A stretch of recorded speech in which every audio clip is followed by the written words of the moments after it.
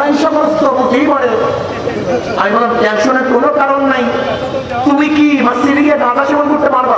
না বুঝলো কেন? পরিবেশ নেই।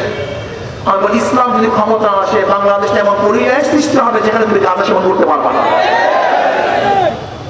আমাদের বড় সমস্যা কি, যারা দাঁড়িয়ে থাকে তারা মনে হয় ইসলাম আসলে মনে হয় আমাকে জোর করে দাঁড়িয়ে রাখতে বাধ্য করি। যারা বেপরদা মহিলারা তারা ভাবে কি ইসলাম আসলে আমাকে প্যাকেট করা হবে। যারা অবৈধ কাজের সাথে লিপ্ত তারা ভাবে ইসলাম আসলে আমি কাজই করতে পারবো না। আসলে না। আপনি কেন বুঝতেছেন না?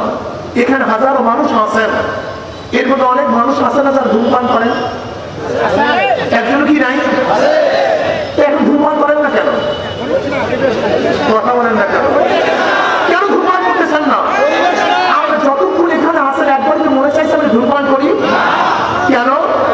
পরিবেশ পরিবেশ আপনাকে কখন ভুলিয়ে দিচ্ছে আপনার নিজেরও মনে নেই। ইসলাম যদি বাংলাদেশের ক্ষমতা আসে মানে পরিবেশ সৃষ্টি হবে। আপনি অন্যায় করবেন না, অবিচার করবেন না, জুলুম করবেন না। এই দেশকে শাসন করেছে, রাষ্ট্রীয় ক্ষমতায় ছিল শুধুমাত্র আওয়ামী লীগের বিরোধী, এই ফেসিলিটি আওয়ামী লীগের বিরোধী 18 লক্ষ হাজার কোটি টাকা বাংলাদেশ থেকে পাচার হয়ে গিয়েছে। কথা ঠিক না বন্ধুরা আমার? আজকে এজন্যই জন্মায় তিনি করতে উঠেছেন একটি ভালো দেশ করতে, কল্যাণ রাষ্ট্র করতে হলে আসলে কার্যকরী পন্থা ইসলাম ছাড়া আর কোন পন্থা নেই। কথা ঠিক না?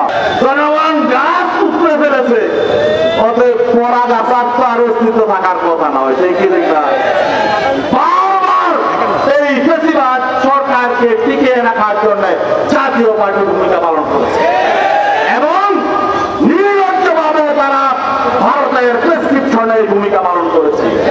চাঁদাবাজ, টেন্ডারবাজ, দুর্নীতিবাদে দৌরাত্ম্য দিন দিন বৃদ্ধি পায়।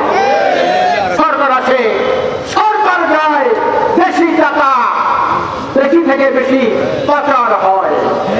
সরকার আসে, সরকার যায়, চোরতন্ত্র দেশটা পরিণত হয়। আজকের পত্রিকা এসেছে বাংলাদেশ একটা চোরতন্ত্রে পরিণত হয়েছে।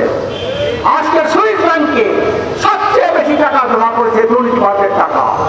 28 লক্ষ কোটি টাকা দুর্নীতিবাদরা বিদেশে পাচার করেছে।